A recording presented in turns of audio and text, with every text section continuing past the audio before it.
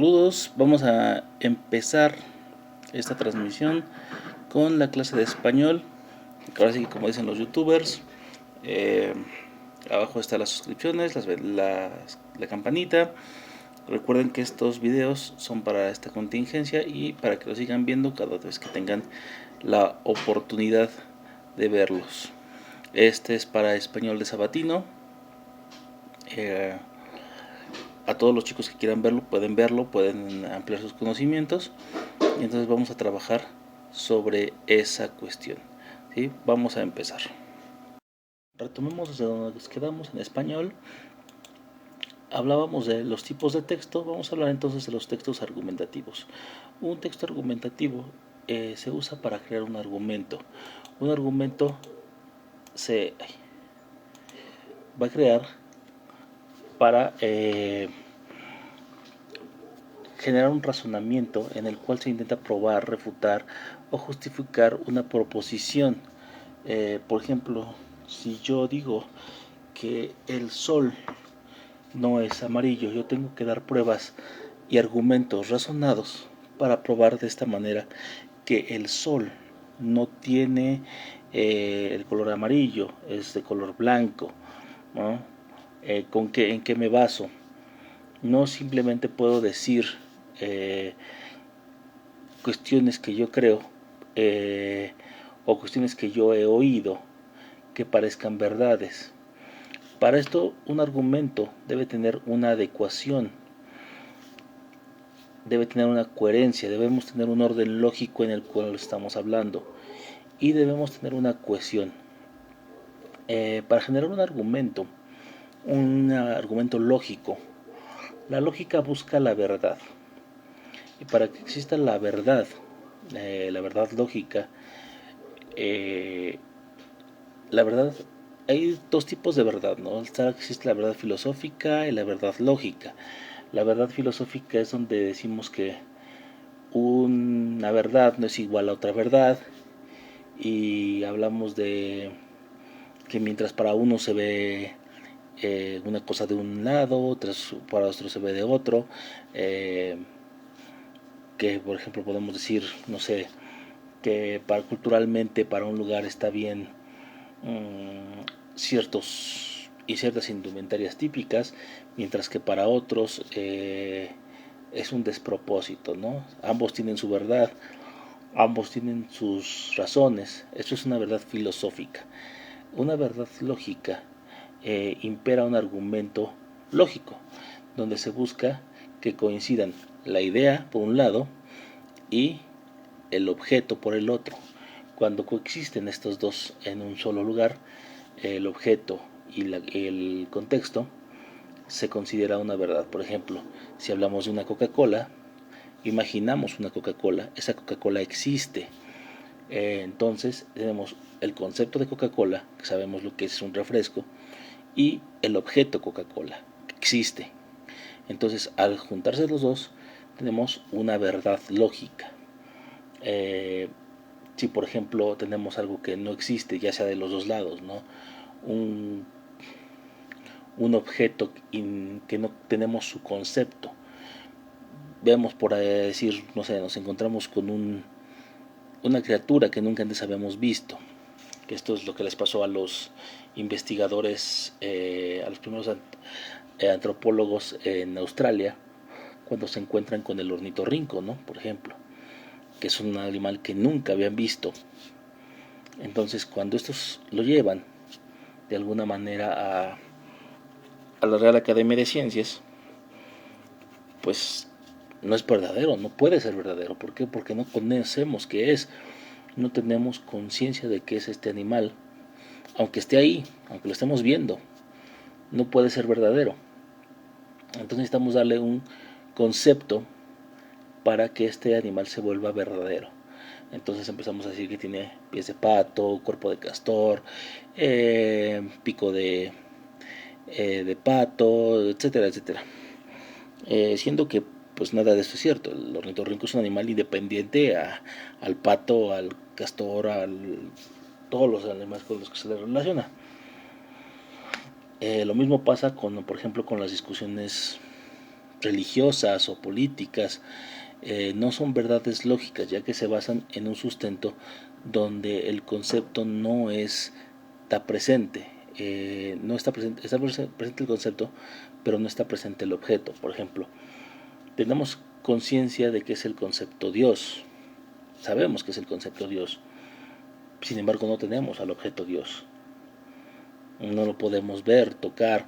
Entonces, para la lógica, para la verdad lógica, no existe. Aunque ustedes me digan, sí, es que sí existe Dios y no sé qué tanto, Dios es un concepto de verdad, por ejemplo, filosófico podría ser en este caso, pero no es una verdad lógica, porque nos falta esta integración del concepto y el objeto. Cuando no tenemos estas cuestiones, y parece que si las tuviéramos, llegamos a una falacia. ¿Qué es una falacia? Bueno, una falacia es un razonamiento inválido. O sea, dicho en forma básica, es una mentira que parece verdadera. Existen de tipo formal y de tipo informal. Las formales son aquellas que parecen fundamentadas lógicamente y fundamentadas científicamente, mientras que las informales las decimos todo el tiempo. Por ejemplo, una falacia informal, que es una falacia muy común. Si alguien nos pregunta, ¿por dónde sale el sol? Bueno, pues el sol sale por el oeste. Mentira, el sol no sale. El sol no sale, el sol nunca sale.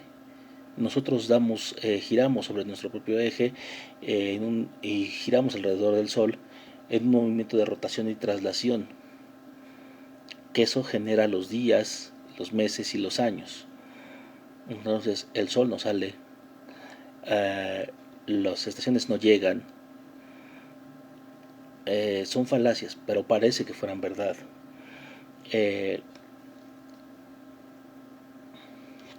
Vamos a ver algunos ejemplos de falacias, hay varios, pero vamos a ver algunos. Afirmación del consecuente.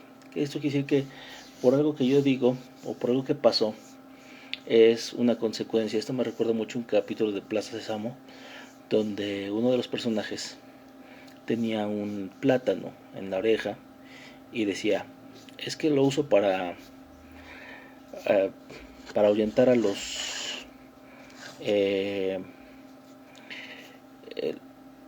tigres. Y el otro dice, bueno, es que aquí no hay tigres. Pues ves cómo funciona. Entonces, que decimos, es que lavé mi carro, chin, va a llover. Lavé mi ropa, chin, va a llover. No, no funciona así, es una afirmación falsa. Es una afirmación del consecuente y por tanto una falacia. Aunque en ocasiones alguien lave su carro, llueva y constantemente, eso no le da una afirmación verídica. Tenemos por tanto el argumento ad silencio. Este argumento es cuando alguien simplemente deja de discutir y nosotros decimos que el que calla otorga. Falso, el que calla no otorga. El hecho de que alguien simplemente deje de discutir no nos da la razón en automático, no genera una aprobación de nuestro argumento. Argumento ad antiquitatem, quiere decir argumento de lo antiguo. Estos nombres están en latín, por si alguien tiene alguna duda sobre eso. Este quiere decir argumento de lo antiguo. Es que se ha venido haciendo durante mucho tiempo. Entonces se cree que es verdadero porque se lleva haciendo muchos años. Es que mi mamá lavaba la ropa de esta manera, o cocinaba de esta manera, o cortaba la cebolla primero en cuadritos y luego en rodajas. No porque se haya ido haciendo de X o Y manera, quiere decir que es correcto al paso del tiempo. Eso es un argumento falso. Tiene que haber pruebas verídicas de que a pesar de que se haga, sí, se ha venido haciendo por años, pero es por estas razones, no porque simplemente es tradición.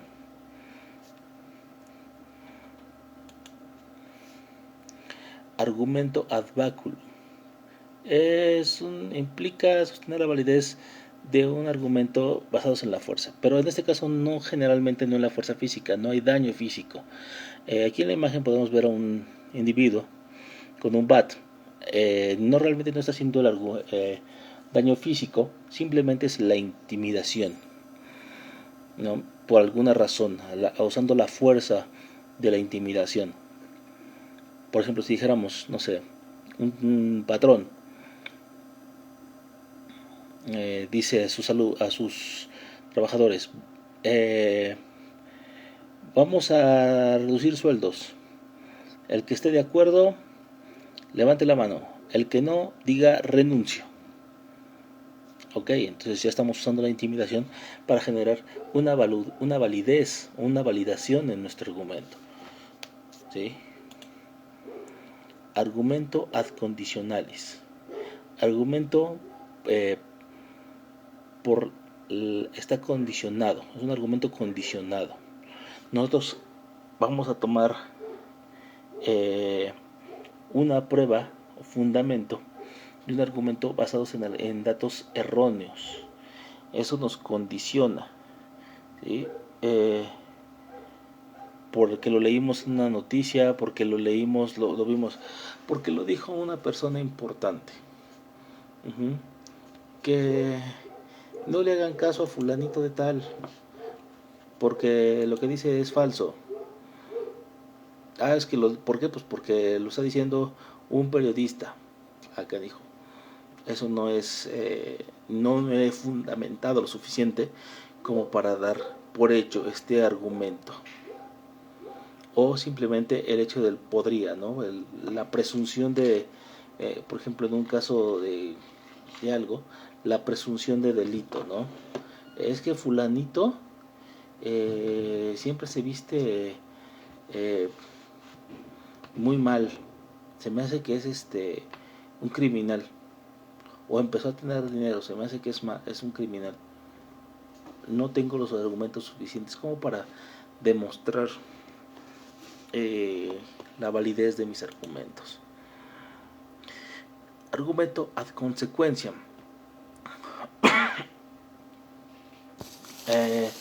Implica responder a un argumento por las implicaciones del mismo, ¿no?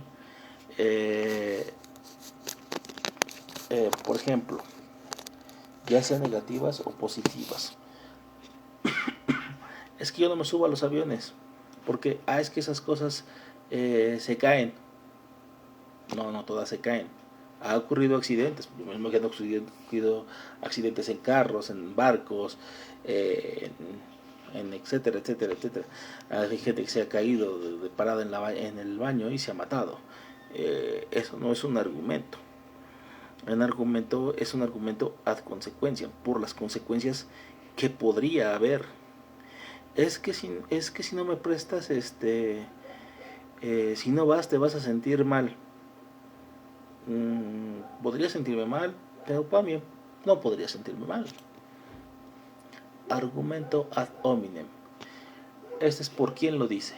Quién dice el argumento, y de esa manera descubrimos si le hacemos caso o no. Aquí en este argumento vemos siempre a esta parte de el como te ven, te tratan. Es cierto en algunos casos cuando trabajamos un argumento ad hominem por el hombre. Es que veo, ¿qué va a saber el fulanito de tal si es conserje de medicina, ¿no? Por ejemplo. Pues a lo mejor no lo sabe, a lo mejor entró a eso por necesidad, pero el hombre a lo mejor es doctor. Puede ser. Argumento ad ignorantiam. Es defender una proposición porque no hay prueba de lo contrario. Esto es totalmente ridículo. Es algo, de estas falacias estamos cayendo actualmente en esta cuestión de lo políticamente correcto. Porque algo no existe o porque algo no hay argumentos de lo contrario. Si Si yo les digo, por ejemplo, que un extraterrestre vino a mi casa ayer, estuvimos toda la tarde jugando y platicando, van a decir, es que eso no puede ser. ¿Por qué? No tienes pruebas de lo contrario. Eso es un argumento de ignorancia. Afirmar algo como cierto porque no hay pruebas de lo contrario. Argumentar que por ejemplo, no me gustó una película protagonizada por mujeres, pongan la que quieran ahí. Es que eres un misógino, eres un machista. ¿Por qué? Pues es que porque no la viste. Pero no la vi por otra cosa. Tú estás argumentando con sin pruebas de lo contrario, ¿no? El sol es hueco, la tierra es plana, que hay pruebas de lo contrario, pero aún así las descartan a conveniencia, ¿no? Argumento ad nauseam, es que cuando repetimos algo hasta el hastargo y entonces terminamos creyéndolo porque nos lo han repetido tanto y tanto y tanto y tanto y tanto que se termina siendo algo que se cree, ¿no? Eso es muy parecido a un argumento ad populum, pero este ya es un poco más exacerbado. ¿Qué es este? El argumento ad populum, por la gente. Se refiere que a la opinión general de la gente, lo que decíamos. ¿Por dónde sale el sol? Es que todo el mundo dice que el sol sale por X lugar. Es que todo el mundo dice que toda mi comunidad dice que las vacunas son malas. Falso. Esto lo podemos ver reflejado en las ideas de la Edad Media, donde toda la gente creía que la Tierra era plana, cuando ya había gente que estaba loca, por decirlo de alguna manera, que creía que la Tierra era redonda. ¿Cómo va a ser redonda si todo el mundo sabe que es plana? ¿Por qué? ¿Ya lo probaste? No, simplemente porque todo el mundo lo dice. Argumento ad verecundiam, por mi autoridad, por la autoridad de alguien con poder, ¿no? Si llega no sé, si por ejemplo en una contingencia sanitaria llegase alguien y dijera, bueno, es que no pasa nada, todo el mundo está bien, no le creeríamos a lo mejor, pero si llegara un doctor con 7 doctorados o el papa y dijera, no, todo está bien, salgan a la calle, pues mucha gente le creería. ¿Por qué? Pues porque tiene la autoridad, aunque no sepa una porra de medicina, tiene la autoridad de mover a una cantidad determinada de personas. Si yo les digo que el mar es verde, ustedes me creerían. ¿Por qué? Pues porque, es que lo dice el profesor. Pues el profesor también se puede equivocar. Hasta que no haya una probatoria y no les argumente, fíjense que por los contextos químicos del mar, en algunos lugares, el color del agua no es dado por el agua, sino por los bioorganismos que se encuentran dentro de este. Entonces ya puedo argumentar que en ciertas partes sí, efectivamente, el mar es verde. La falacia del alegato especial. Temas sensibles. Regresamos a la parte actualmente en estos temas de sensibilidad. Todo se ocupa con descalificar a alguien, con que es machista, racista, homófobo, ¿no? Es que me cae mal fulanito. ¿Por qué? Pues más me cae mal. Es que fulanito es gay y ya por eso tendría que caerme bien. Sí, porque es una minoría. Es que fulanito es un viejito. ¿Y qué tiene? No porque sea viejito debe tener falta de conciencia, ¿sí? Argumento ad misericordia. Consiste en la manipulación de los sentimientos. Este es muy interesante porque este se trabaja constantemente. Si nosotros volteamos a ver los cruces de las calles, vamos a encontrar gente pidiendo dinero, pero principalmente niños. Los niños generan más misericordia. No le vamos a intercambiar, a dar dinero a alguien por nada, sin antes que nos toque el sentimiento. Por eso vamos a encontrar gente que se hace pasar por personas que no tienen piernas, que no tienen vista, que son sordos, están en las peores condiciones posibles para generar nuestra misericordia y a través de eso mover nuestra falacia, ¿no? Falacia del francotirador.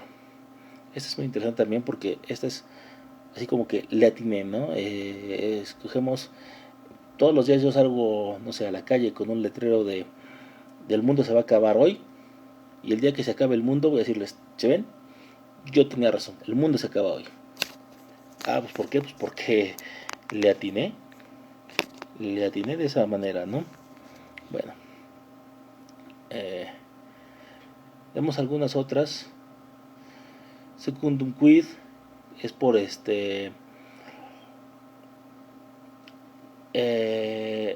partir de pruebas insuficientes, o se llama también de generalización apresurada. Todos los policías son corruptos. Es que fulanito es policía. Pues entonces ser corrupto forzosamente, ¿no? Petición de principio. Es una proposición en la que se incluye explícitamente en la premisa, ¿no? Ahora les voy a hablar de las verdaderas razones por las que existe el coronavirus. Ya en ese momento cuando yo les digo eso, ya ustedes asumen que lo primero que van a oír es la verdad. Y es una petición desde el principio, ¿sí? No es que sea la verdad, pero asumiremos que lo es. ¿Por qué? Porque es una proposición en la que se incluye implícitamente esto. Post hoc, ergo propter hoc. Esto, por tanto, esto otro. Aquí viene lo que le decía también del plátano. No tengo un plátano en la oreja.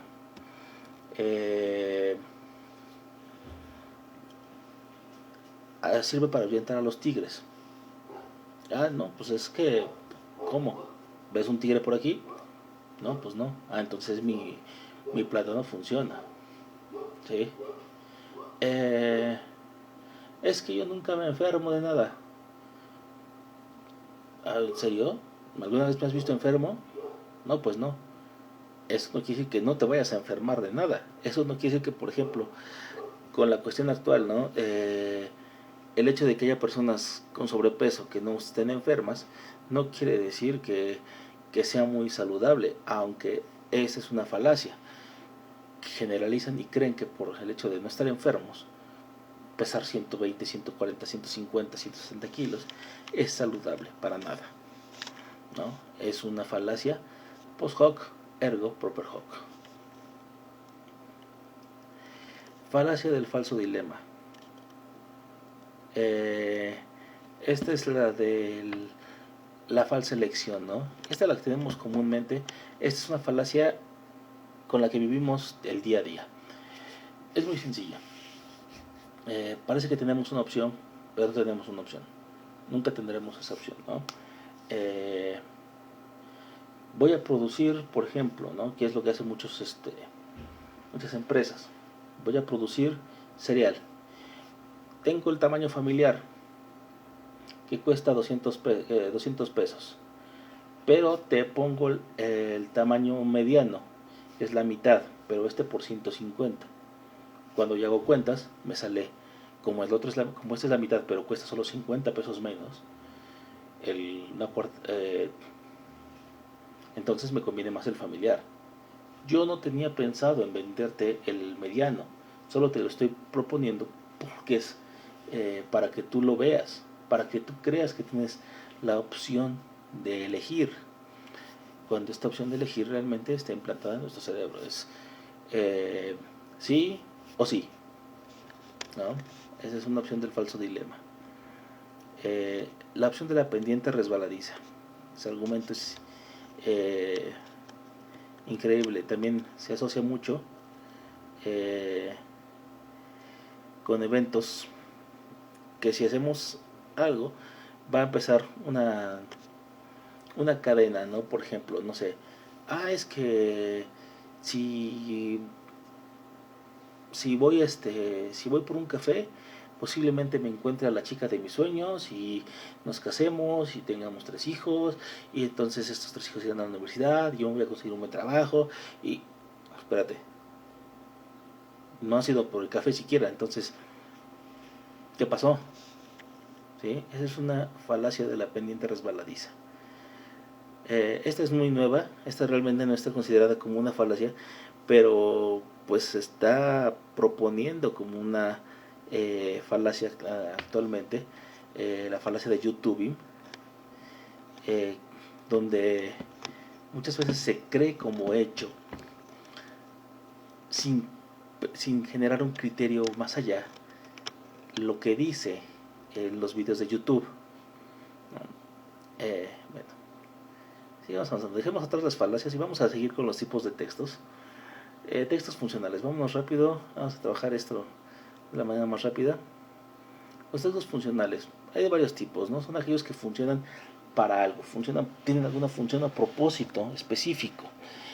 Los textos escolares, por ejemplo, tenemos los cuadros sinópticos, los mapas mentales, los mapas conceptuales, todos estos textos, ensayos, sinopsis, etcétera, etcétera, que son los que nos sirven para generar textos escolares. Textos funcionales. Estos tienen una función específica dentro del paradigma de vida. El curriculum vitae, que es un currículum, es una que básicamente quiere decir resumen de vida. Aquí se va a poner toda nuestra vida laboral, nuestra vida escolar, nuestras gracias y aportaciones, ¿no? Esto es generalmente actualmente se ocupa para buscar trabajo, pero siempre debe haber un currículum que es un resumen de nuestra propia vida, de nuestra vida laboral y escolar. En este sí pueden poner, por ejemplo, que si tienen alguna gracia como tocar la guitarra, tejer a gancho, pintar, bailar, lo pueden poner en el currículum vitae, a diferencia del que vamos a ver más adelante, que es la, la solicitud de empleo. Textos electrónicos, correos electrónicos, WhatsApp, publicaciones en Facebook, actualmente hasta el Instagram sería un texto electrónico y funciona para comunicarnos con otras personas de manera personal o empresarial. Textos laborales y sociales. La carta petición. Esta es una carta donde viene primero la fecha, a quién va dirigida, el cuerpo de la carta y después el firmante. En este caso se ocupan argumentos, se ocupan lenguajes más técnicos, lenguajes más propios. No es lo mismo una carta petición que una carta normal. En una carta petición vamos a hacer una petición a alguna autoridad, por lo cual debe llevar un lenguaje más profesional. En una carta personal podemos empezar con ¿qué onda, amigo? ¿Cómo estás? ¿Qué has hecho? Mientras que en una carta petición tenemos que empezar por medio de la presente al quien corresponda, de la manera más cordial, bla bla bla bla. Aquí pueden ver el ejemplo y la solicitud de empleo. Muchas veces varias personas de nosotros ya habremos llenado esto. Hay que poner todos los datos personales muy parecidos a los del currículum, datos escolares, referencias y actitudes. Aquí sí las aptitudes deben ir a concordancia con el empleo que se está pidiendo. Si estoy pidiendo un empleo en una oficina, no les importa si sé bailar o si sé tocar la guitarra. Por el contrario, si estoy pidiendo empleo en una escuela de arte, ahí sí les importa si sé hacer estas cosas, ¿no? Bueno, el diario personal o la agenda personal. En este caso, la agenda personal es qué voy a hacer cada día y es un tipo de texto laboral. Los textos informativos, periódicos, radio, actualmente otros más, ¿no? Artículos enciclopédicos y son los que van a transmitir un conocimiento. Tienen un lenguaje claro, no son textos literarios, no van a ser ficciones, van a ser informativos, nos van a dar a conocer algo. Decíamos enciclopedias, noticias periodísticas. Vamos a ver las partes de la noticia rápidamente. Una noticia debe llevar un epígrafe, que es tenemos el título, abajito tiene un epígrafe, ¿no? Cierran escuelas. Epígrafe: por culpa del coronavirus. Por ejemplo, el titular, que es el nombre de la noticia, y este es el que va a jalar a la gente, lo vemos en los periódicos. La bajada amplía la información del titular, pero no nos va a dar los detalles, nada más es una ampliación del titular, ¿no? Por ejemplo, se cierran escuelas. En el municipio fulanito se cerraron las escuelas, tal. Lead es el primer párrafo de la noticia y resume las partes principales, y luego ya viene el cuerpo de la noticia, ¿no?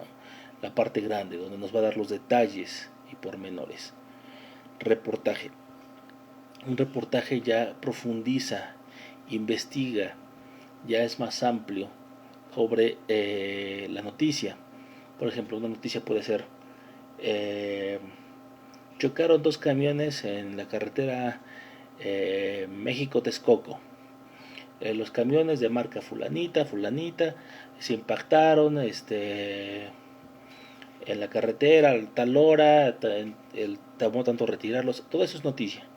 Un reportaje ya es enfocar y entrevistar. Según testigos, se hizo la investigación y los responsables, los conductores venían dormidos, fue una mala, no estaba bien el camión, etcétera. Eso es un reportaje. Una entrevista es cuando se le pregunta a una persona algo relacionado a un tema. Esta entrevista puede ir incluida en los 2 anteriores.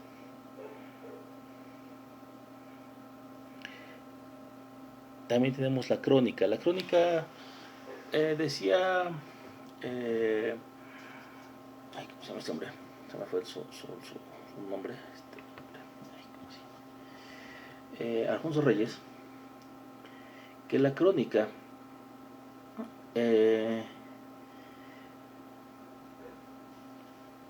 es un ornitorrinco. La crónica está formada por varias partes. Es en parte cuento, en parte entrevista, en parte noticia, en parte reportaje, una partecita de todo, ¿no? En parte ensayo.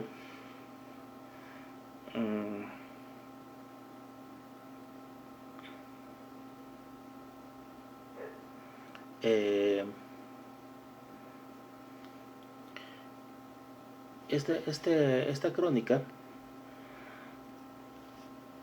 es contar algo, ¿no? Por ejemplo, hay un libro muy bueno que se llama Crónicas de Mercado, que nos platica cómo van al mercado esta persona, lo que ve, lo que huele, lo que siente, cómo reacciona con las personas, cómo las personas hablan con él.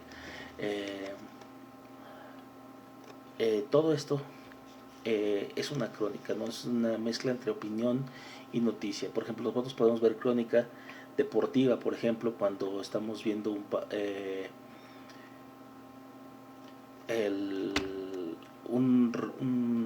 fue un partido, ¿no? Y entramos al estadio, vimos, hicimos, y entonces en las gradas se sentía la emoción, y eso es una crónica.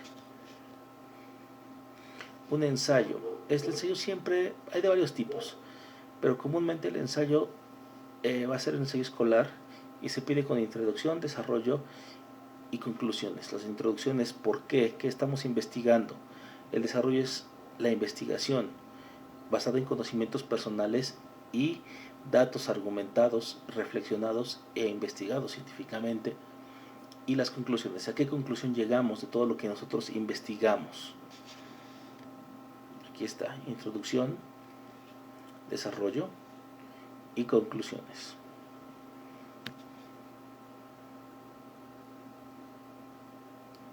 Y hay tipos de texto de acuerdo a su intención. Tenemos los científicos, los informativos y los literarios. Estos fueron los que fuimos viendo hace un momento. Los textos científicos son textos informativos pero específicos de un área.